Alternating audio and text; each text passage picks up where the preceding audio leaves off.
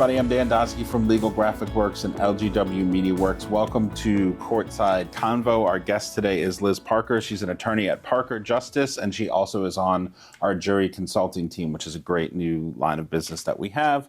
Liz, welcome. Thank you, Dan, for having me. Can you just tell me a little bit about your career? It's a very diverse career as an attorney, so let's talk about it. So I started my career as a new lawyer at the Palm Beach County State Attorney's Office back in, dating myself, 1998. Right. And started out prosecuting misdemeanor cases, DUI. First trial that I ever did was the second day at the State Attorney's it, right? Office. Like, you get so much trial experience in that position. So much trial experience. I did over 100 trials when I was a prosecutor. And I'm handed a file to pick a jury and on a DUI case. Now, I came from New Orleans, and candidly, DUI wasn't a thing there. So it's very much a thing. I can tell you it's very much a thing. It just may not get prosecuted that much. So my first case, I'm picking a jury, and I had no idea even what I was doing. I didn't know the facts of the law, the elements of the case. I didn't know how to pick a jury, but right. They put you in there and you learn as you go. That's right. So I was a prosecutor for 14 years, handled everything from misdemeanor DUI cases to murder for hire, vehicular homicide, DUI manslaughter. So let's talk about that murder for hire case, right? That was a big one. The Dalia Dippolito was the name of the person that you were prosecuting.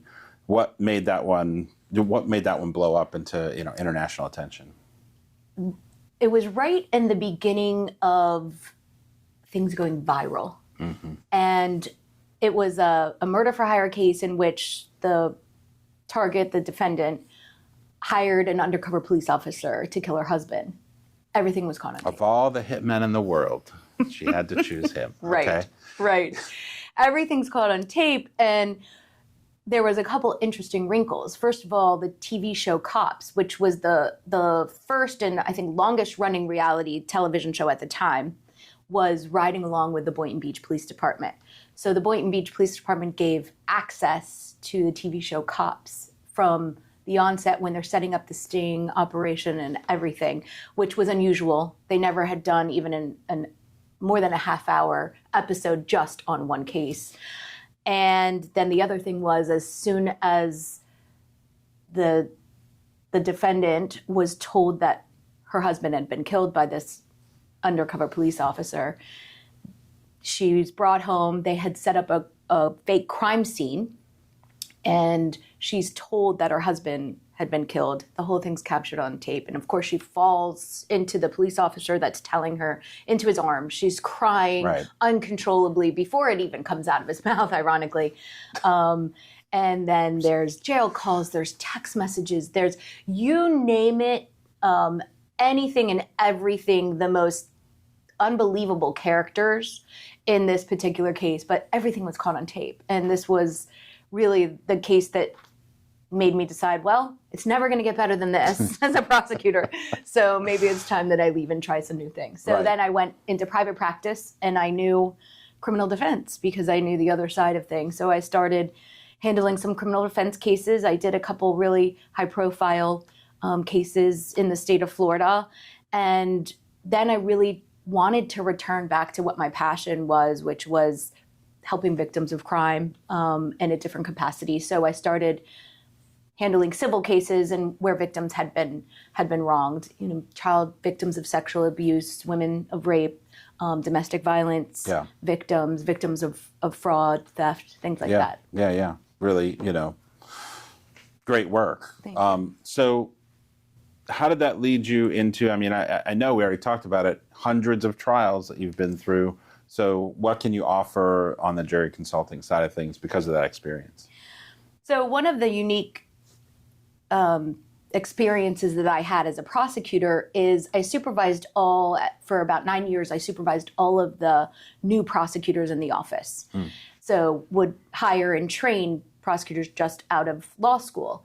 So I had to teach them all the skills that it takes to be a trial lawyer. Yeah.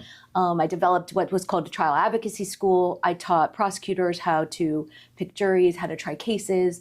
I taught prosecutors all over the state of Florida. I was on the Florida Prosecuting Attorneys Association Education Committee. And then I had the unique experience of teaching law enforcement officers how to investigate their cases, how to write reports, how to testify in trial. In fact, I'm still doing that at the Palm Beach State College. But it really led me to be able to see the pieces of a trial, and especially jury selection, from a different perspective. And one thing that I learned, and from making so many mistakes in jury selection, is that every single lawyer has to approach jury selection in a different way. They have to tap into their talents, into their abilities. When I started, I can go back to that first trial that I did my second day in the office, and I had a script. I said, how do I pick a jury? What do I even do? And I had a script, like an outline that I went from. And I'm asking questions that I didn't even understand what I was even asking, what the goal was, what I was trying to elicit from these jurors. Now, as a prosecutor, you kind of have a bit of an advantage because I think jurors really... What? You're going to admit that? Yes, I think jurors really do want... They want bad guys to go to jail? Bad guys to go to jail. Yeah, but, of course. Especially with DUIs, everyone can kind of sit there and say, I might have done that before. Right. So those were a bit harder. But I didn't understand. I will say probably, and I'm going to admit this, till my 20th trial, did I have a bit of a comfort level or even understand the process?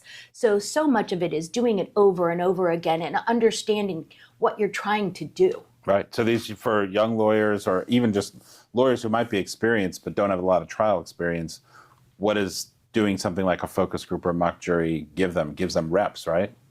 Absolutely. It gives them the ability to kind of step out of their comfort zone. One of the things with jury selection that we always forget about is we may be nervous as lawyers. I'm still nervous when I get up and pick a jury to this day. But think about what the jurors are going through. Here they've, first of all, had to drive to the Palm Beach County Courthouse, which in and of itself is an experience Might be none difficult, of us want more to deal difficult with. today than it was 20 years ago, for sure. Yes. I remember when my mom had jury duty, she was freaking out about where she had to park, where she had to go, even though they give you a list and park here. Yep. Once you're in it, you're doing it. So by the time they've made it to the jury room, they're mostly frazzled. This is overwhelming. They're in a room with 200-300 people, and then they get shuffled up to a courtroom with a badge. They're a number now. They're not even a name. Right. And there's a judge, there's court personnel. They're nervous because many people are afraid of public speaking. So now they're called out, they're singled out in front of all these people. Give an answer about how you feel about preponderance of the evidence. Which might be something really personal too, yeah. Personal? To them, yeah. Or something that's completely foreign to them and they're put on the spot. How do you feel about this? Right. Explain to us your life experiences and your biases and what's happened in your life that would either make you a good or bad juror here in a very short period of time. So I think it's really important to understand it from the juror perspective because that makes it a lot easier, I think, for the lawyer to tap into how to reach them, how to understand, and how to get them talking. Yeah. And how important is that? Like just to hear them talk about, get them to open up, essentially. I think the most important part of jury selection is hearing from the jurors. Yeah.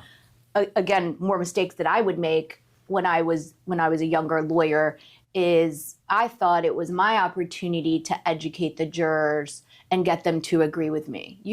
I can't tell you how many times I'd ask the question, you would agree with me that it's against the law to, and I'm mocking myself, to drink, to have too much to drink and drive. Well, right.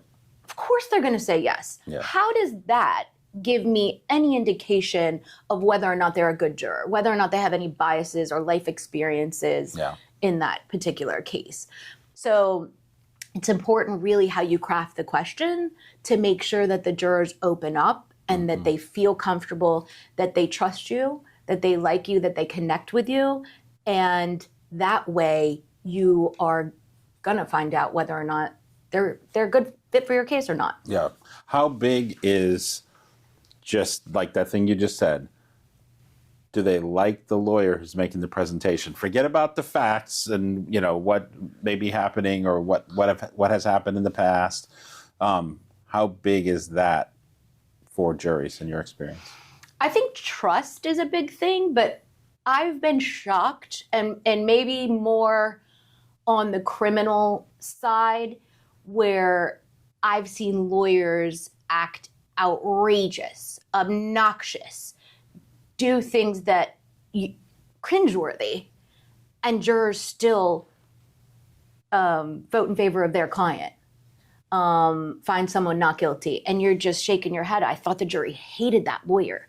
So sometimes it isn't about the lawyer as much as it is about the facts of the case, but the trust and credibility of a lawyer, I think, is everything, certainly in jury selection and throughout the case. Yeah. So, and you know, I mean, lawyers in the public have at times a bad reputation, right? Like, how many lawyer jokes are there, right? So that credibility piece, I think, is magnified probably in that Absolutely. Jury situation. Absolutely. So in the mock juries and the jury consulting that I've witnessed in the time that we've been doing it here, I mean, it's really interesting, really powerful tool for attorneys. So tell me how that works. Take us through the process. Somebody wants to, do this and impanel a jury. First of all, are there geographical limitations? Can you do it anywhere? Does it have to be here? How does it get done? So there's several different ways that we can handle focus groups, but what we find have been very effective for lawyers, and even from a cost standpoint, is that we will recruit jurors and we'll have them appear via Zoom. So the lawyers will appear via Zoom, the jurors will appear via Zoom, and we usually run these focus groups after hours so that we have... They're home from work, et They're cetera. home from work. We have a better jury pool to pull from, not just people who might be sitting at home during the day. Right. And now, let me ask you a question about that. Yeah. Is when you get into court, are your jurors more likely people that could be at the courthouse for a week, or something like that? Or does everybody kind of show up? I'm just always wondered about that. Well, they're supposed to show up. Yeah, right. Everybody's supposed to show up. And then we go through what's called hardship. Yeah. And the judge generally asks, is there any reason why you can't sit through Everybody's got a reason, 3-day right? trial? Right. So what makes the difference there? The judge has to really be the one that decides whether or not it's a true hardship. Is it a single mom who has no one to take care of her children and pick them up after school? Right. Versus somebody just doesn't want to miss work. A corporate whatever. executive that's like, well, my team really needs me. You Right. know, I mean, so, it's funny. One of the first questions that we always would ask as prosecutors is, okay, when you got your jury summons, like who was ever, happy and excited to be there? Mm-hmm. Are those people the people that you want, or are they the people that you don't want? Nobody ever really raised their hand. Okay. But you typically don't want, if somebody's too eager to be there, like I really, really, really, really want to serve, right. That should kind of hit you with a red flag. Right, right. People should be there and should be doing their civic duty. And it's a really awesome system that we have. And I think sometimes we have to take a step back. I've gotten so many calls over the years. How do I get out of jury duty? Right. Friends, family. Yeah. And people that I know, what magic thing do I have to say? And it's like, well, we really need people like you. If everybody that is smart and, comes from a good background and has the ability to analyze and look at things and be fair. Yeah. If all of those people were given the magic phrase to say it and get off jury duty, our system would be broken. So we need you. We need you on that we wall. We need you. Yes, absolutely. I mean, I've always wanted to just go through the process just to see it. But I've gotten summons, but I've never actually had to go to the courthouse. You call the night before. And I've never actually had to go. Yeah. So I want to do it. Yeah. I want to go through it. Famous last words. A month later on a business, law trial. Right. I want to Right, or stab myself in the chest. A 4-week trial that is over in Tampa where you're sequestered and things like that. Oh, well, you have to leave home. Yeah. I mean, that might be okay. You know, that's funny. But yeah, so you'll get a panel of jurors. A lot of times they appear by Zoom, after hours. And then what's the process like from there? What do the clients have to do, and then what do they get out of it? So the great thing about doing it via Zoom is we can do it anywhere. We just did one in California recently. So that makes it great. And there's a lot of different, I really like to work with the lawyers and tailor it to their style and their needs. I can present the entire case very sanitized for both sides. We've done focus groups on just liability, like whether or not this evidence, do you think this particular person is liable for X? Say it was a car accident and the lawyers are trying to say, is this something that I should take to trial? Is this something I should file? Or, what are going to be the pitfalls or the problems that we see in front of a jury that we need to fix before we get into the courtroom? So we can do that. We can present it on just damages alone. Like, okay, liability is not an issue. Everyone's agreed, everyone's stipulated. So if you were to learn X, Y, and Z, and this is what happened, what kind of money would you award to the victim here? I mean, how big is that? How big of a value is that for attorneys to get, a read on that stuff before you, hit the courthouse steps? I think it's so important, and it's really, really valuable. And the feedback that we have been getting from the lawyers we've been helping and doing this for is just, it tells us that what we're doing is right and what we're doing is working. And should everybody do this? I think in every case that you're taken to trial, no case is perfect. And you can do it for jury selection like we're talking. You can do it for evidence. One thing that's great is we can test evidence. What about graphics? One focus group actually made recommendations of particular graphics and particular evidence that should be highlighted in front of the real jury. And we tweaked that. So we can put multiple things up and say, how do you feel about this? Rate this. There's the one thing that I love about being a trial lawyer and then being in this role is that because I understand it from all sides, from prosecution, criminal defense, I've been on both sides of civil, I've done administrative law, I can see it from all perspectives.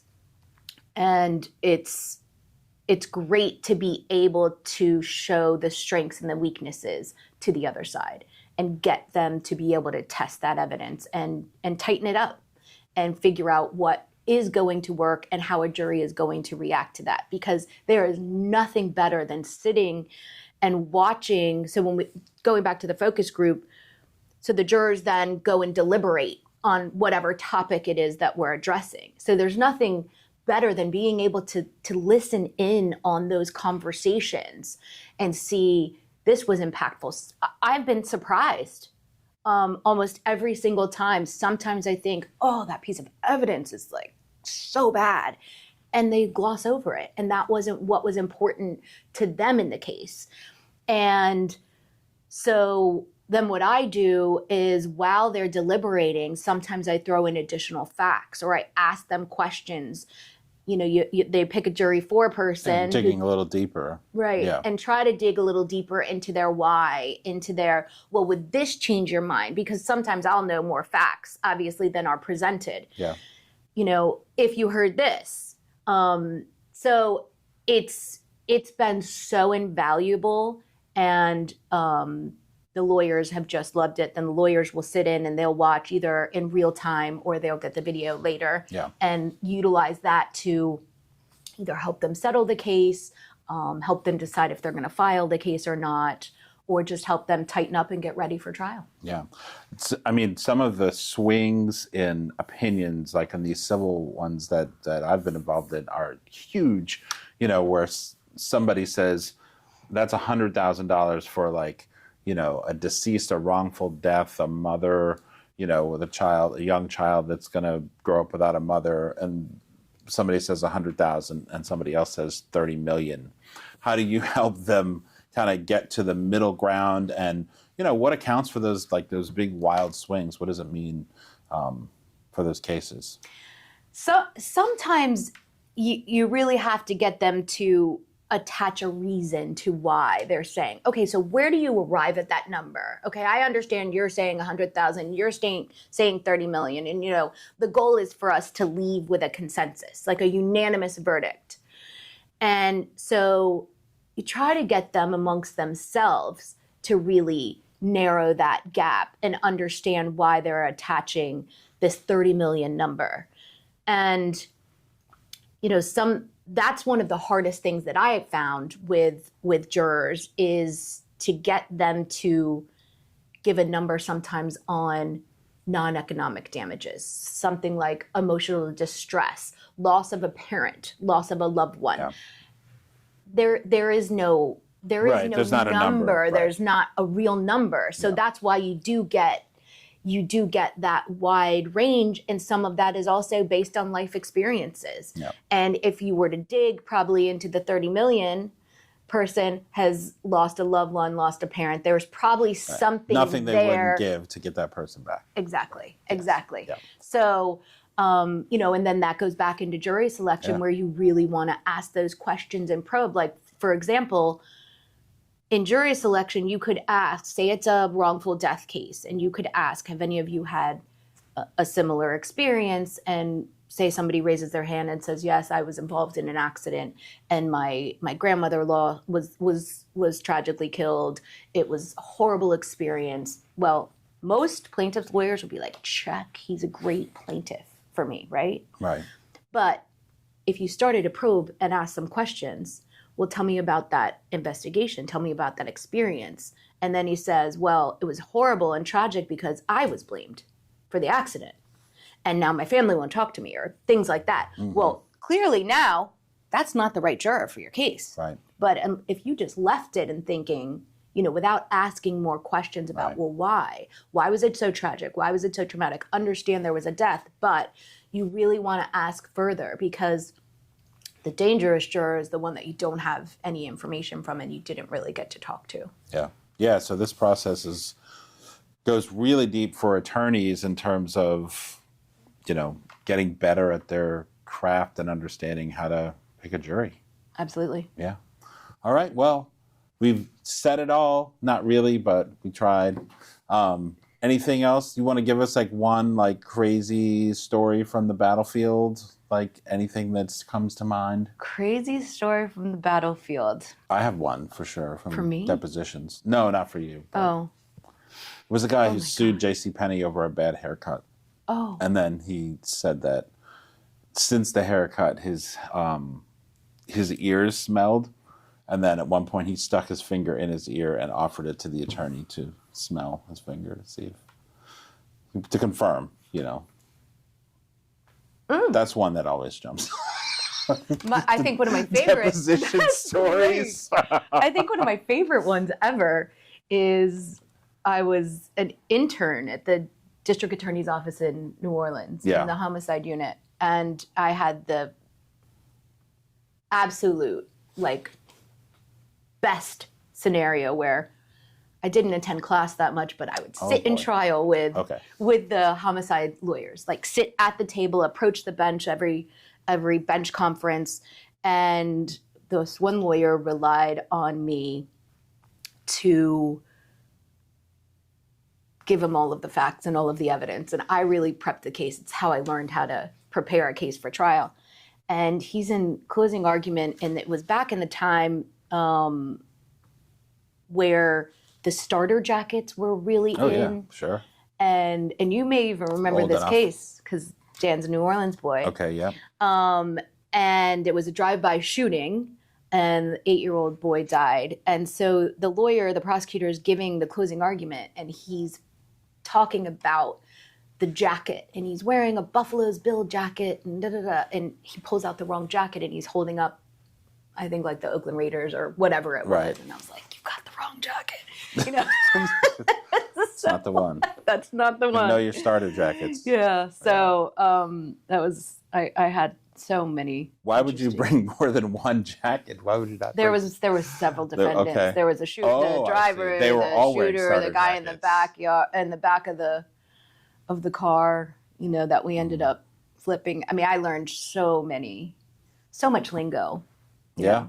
Criminal defense, criminal prosecution, criminal defense is fun. Yeah, we could do a whole show just about that. Yeah. I mean, Listen, we could do a whole show on just jail calls and what we hear on jail calls. So. Yeah. Anyway. Wow. Well, thank you for your time. Thanks for having me. And this was fun. We'll do it again. And if anybody wants to reach out to you, where do they find you? Legal Graphic Works. Yeah. Parker Justice. If Parker you have a Justice. case, what kind of cases are you looking for? I do a lot of consulting, third-party consulting for corporations, doing independent investigations. Okay. Also victims of crime. If Yep. you know somebody who's a victim of a crime, call me. All right. So legalgraphicworks.com. Is it parkerjustice.com? ParkerJustice.com. All right. Awesome. Thanks, Liz. Thanks, Dan.